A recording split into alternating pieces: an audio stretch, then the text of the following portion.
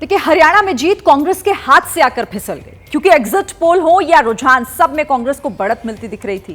कांग्रेस भी खुद को जीता हुआ मान रही थी और जीत की जलेबियां बांटने भी लगी, लेकिन नतीजे आए तो खुद उसकी जलेबी बन गई।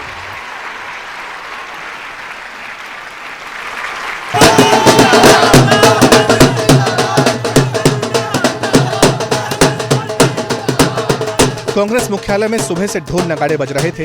रुझानों के आते ही पटाखे फोड़े जाने लगे, लेकिन कुछ देर बाद ही सब ठंडा पड़ गया।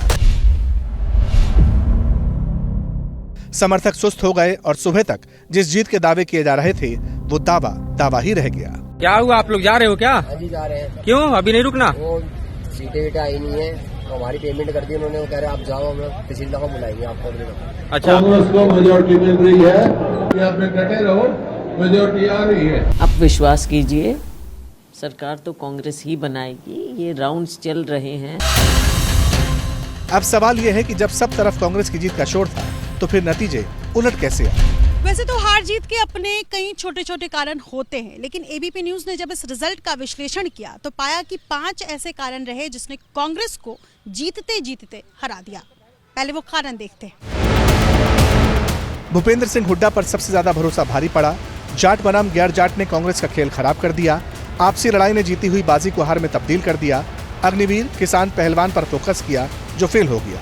कांग्रेस की गारंटी पर हरियाणा के वोटरों ने यकीन नहीं किया। हरियाणा के चुनाव के नतीजे अप्रत्याशित हैं, आश्चर्यजनक हैं और इसको हम स्वीकार नहीं कर सकते, क्योंकि ये लोकतंत्र की हार हुई है और तंत्र की जीत हुई है। दूसरी ओर राहुल गांधी जी का खटाखट मॉडल खटारे में डाला है।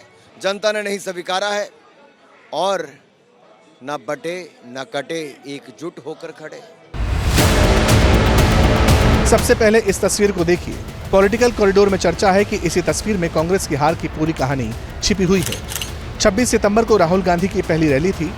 मंच पर भूपेंद्र सिंह हुड्डा और शैलजा एक साथ दिखे थे, लेकिन दोनों में कोई बात नहीं हुई। तल्खी साफ दिखाई दे रही थी और इस तस्वीर ने मीडिया में खूब चर्चा बटोरी और फिर हरियाणा के गांव-गांव में ये संदेश चला गया कि कांग्रेस के अंदर गुटबाजी चरम पर है। विधानसभा चुनावों में सबसे ज्यादा टिकट हुड्डा समर्थकों को दिए गए। हालांकि कुमारी शैलजा एक बार नहीं बल्कि कई मौकों पर कहती हुई नजर आई कि वो मुख्यमंत्री बनने की भी इच्छुक हैं, लेकिन पार्टी ने उन्हें उम्मीदवार तक नहीं बनाया। हुड्डा समर्थकों को जिस तरह से टिकट मिले, उसकी वजह से जाट बनाम गैर जाट का एक नैरेटिव सेट हुआ और इसी के चलते कांग्रेस जो एक जीती हुई बाजी खेल रही थी, अचानक वो स्क्रिप्ट बदल गई। हुड्डा और शैलजा का विवाद तो हार का पॉलिटिकल फैक्टर रहा है। कांग्रेस ने जिस अग्निवीर से लेकर पहलवान और किसान को सियासी मुद्दा बनाया था, बीजेपी ने उस मुद्दे को काटने के लिए न सिर्फ सोशल इंजीनियरिंग की बल्कि आक्रामक तरीके से जवाब भी दिया। आज बादशाहपुर में कहकर जाता हूं, 5 साल के बाद कोई अग्निवीर ऐसा नहीं होगा जिसके पास पेंशन वाली नौकरी नहीं होगी। किसी को डरने की जरूरत नहीं। और रही सही कसर पूरी कर दी चुनाव के बीच पड़ोसी हिमाचल से आई खजाना खाली होने वाली खबर। हिमाचल में पिछले महीने सैलरी और पेंशन समय पर नहीं मिली तो राष्ट्रीय खबर बन गई। माना गया कि फ्री की गारंटी की वजह से प्रदेश का खजाना खाली है। इस खबर ने हरियाणा के वोटरों के मन में कांग्रेस के लिए संदेह पैदा कर दिया और नतीजा ये हुआ कि जो लहर दिख रही थी वो वोटों में नहीं बदल पाई। देखिए, हरियाणा में मिली हार हुड्डा परिवार के लिए किसी सेटबैक से कम नहीं है, क्योंकि कांग्रेस का फोकस जीत से ज्यादा इसी परिवार पर था। और अब जब कांग्रेस चुनाव हार गई है तो पूरा देश पूछ रहा है कि क्या इसे हरियाणा में हुड्डा का पैकअप माना जाए। 2 दिन पहले एक एग्जिट पोल में भूपेंद्र सिंह हुड्डा हरियाणा की पहली पसंद बताए जा रहे थे, लेकिन आज रियल पोल रिजल्ट आया तो नायब सैनी ने हुड्डा का गणित उलट दिया। सबसे पहले आज सुबह काउंटिंग से पहले का हुड्डा का कॉन्फिडेंस लेवल देख लीजिए।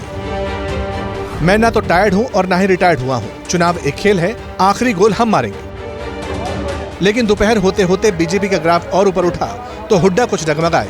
उन्हें वोटों की गिनती में झोल दिखने लगा। जो मेरे पास खबर आ रही है, हम कांग्रेस को बहुमत मिल रहा है और चुनाव आयोग से मेरी दरखास्त है, थोड़ा इसको एक्सपीडाइट कराएं। कई जगह काउंटिंग रुकी हुई भी है। अब सवाल उठते हैं कि क्या हुड्डा के इसी ओवर कॉन्फिडेंस में पड़कर कांग्रेस ने हरियाणा की बाजी गंवा दी? नतीजे बताते हैं कि वो सिर्फ रोहतक की हवा समझ पाए, हरियाणा की नहीं। रोहतक की चारों सीट कांग्रेस के खाते में गई। भूपेंद्र हुड्डा गढ़ी सांपला सीट से तीसरी बार जीते। हुड्डा ने 70,000 से ज्यादा वोट से जीत दर्ज की। पॉलिटिकल कॉरिडोर में इस बात की चर्चा है कि हुड्डा का सीएम की दावेदारी न छोड़ना युवा वोटरों को पसंद नहीं आया। ऐसे दिखा जैसे वो सीएम की रेस में शैलजा के साथ साथ अपने बेटे दीपेंद्र हुड्डा को भी पीछे धकेल रहे हों। कांग्रेस को हुड्डा के पुराने कार्यकाल का भी नुकसान हुआ। बीजेपी ने बार बार जमीन घोटाले याद दिलाए। टिकट बंटवारे में भी हुड्डा की चली। बताते हैं आम आदमी पार्टी से अलायंस न करने का मूल आइडिया भी हुड्डा का ही था। भूपेंद्र सिंह हुड्डा समेत हरियाणा कांग्रेस के सभी बड़े नेता नहीं चाहते थे कि विधानसभा चुनाव में आम आदमी पार्टी के साथ गठबंधन हो, लेकिन राहुल गांधी के सुझाव के बाद कांग्रेस ने आप के साथ सीटों के तालमेल को लेकर बातचीत शुरू की। हालांकि ना तो कांग्रेस को आम आदमी पार्टी की डिमांड कबूल थी, न ही आम आदमी पार्टी को कांग्रेस का ऑफर। नतीजा ये हुआ कि दोनों पार्टियों के बीच गठबंधन पर बात नहीं बनी। अब कांग्रेस इसका भी गुणा भाग करेगी, क्योंकि कई सीटों पर हार का अंतर उतने से भी कम है जितने आम आदमी पार्टी को वोट मिले। देखिए, हरियाणा में बीजेपी जीत गई, लेकिन एक बात फिर से साफ हो गई है कि मुस्लिमों के वोट पाने के लिए बीजेपी को अभी उनका और भरोसा जीतना होगा। बीजेपी ने 2 मुस्लिम उम्मीदवार उतारे थे, दोनों को मुस्लिम वोटर्स ने ही बुरी तरह हरा दिया।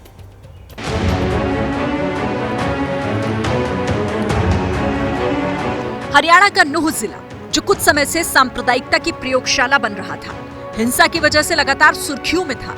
यहाँ की 3 में से 2 सीटों पर बीजेपी ने मुस्लिम उम्मीदवारों के सामने अपने मुस्लिम उम्मीदवार उतारे थे,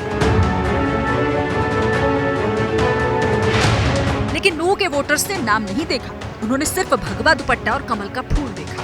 बीजेपी के दोनों उम्मीदवारों को बुरी तरह हराया। फिरोजपुर झरका सीट पर कांग्रेस के मामन खान ने बीजेपी के नसीम अहमद को 98,441 वोटों से हराया। कांग्रेस को 1,30,497 वोट मिले, बीजेपी को सिर्फ 32,056 वोट मिले। पुन्हाना सीट पर भी कांग्रेस के मोहम्मद इलियास ने बीजेपी के एजाज खान को 80,228 वोटों से हराया। कांग्रेस को 85,300 वोट और बीजेपी को 5,072 वोट मिले, तीसरे नंबर पर रहे। नूह सीट पर कांग्रेस के आफ्ताब अहमद के सामने बीजेपी से संजय सिंह थे। बीजेपी यहां भी 75,000 से ज्यादा वोटों से हारकर तीसरे नंबर पर ही रही। हरियाणा के मेवात में गौ रक्षा से जुड़ी हिंसा और पिछले दिनों शोभा यात्रा के दौरान हुई हिंसा बड़ा मुद्दा थी। राहुल गांधी ने रैली में कहा था कि बीजेपी फिर सत्ता में आई तो इसी तरह के मुद्दों को हवा देगी। देखिए, कांग्रेस को हरियाणा के नतीजे नहीं पच रहे हैं तो एक कांग्रेसी कैंडिडेट की जीत भी एक बीजेपी नेता को हजम नहीं हो रही है। ये उम्मीदवार हैं विनेश फोगाट, और विनेश की जीत पर उन्हें आपत्ति है, जिनका नाम है ब्रजभूषण शरण सिंह। ओलंपिक रेसलर और नई कांग्रेस लीडर विनेश फोगाट का ये पहला चुनाव था। जुलाना सीट पर उन्होंने बीजेपी को 6,000 वोटों से हराया। जीत के बाद कहा कि कुश्ती की तरह अब जनसेवा में भी जान लगा देंगी। पूरे जुलाना विधानसभा के लोगों ने जो मेरे को प्यार प्रेम दिया है, जितनी उम्मीद से मुझे वोट किया, हर एक वोट को मैं चाहती हूँ कि हर एक वो वोटर खुश होना चाहिए जिन्होंने मेरे पे उम्मीद जताई है, तो वो कोशिश रहेगी हमारी। विनेश ने पूरे चुनाव प्रचार में खुद को हरियाणा की बेटी बताया था। बेटियों से नाइंसाफी का जिक्र करके इसे हरियाणा के स्वाभिमान से जोड़ा था और जाट सेंटीमेंट उभारा था। अब सुनिए इस जीत को ब्रजभूषण शरण सिंह ने क्यों नकली बताया और कांग्रेस पर क्या कहा।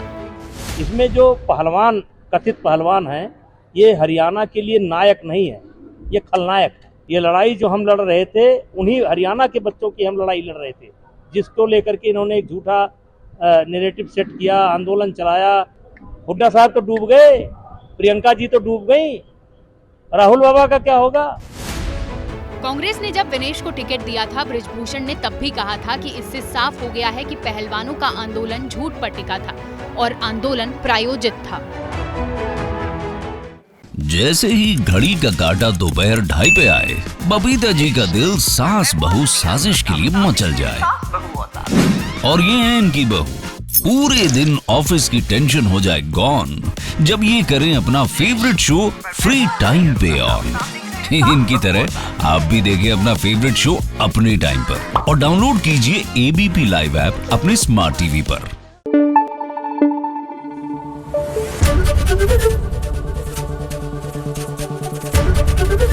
एबीपी न्यूज आपको रखे आगे।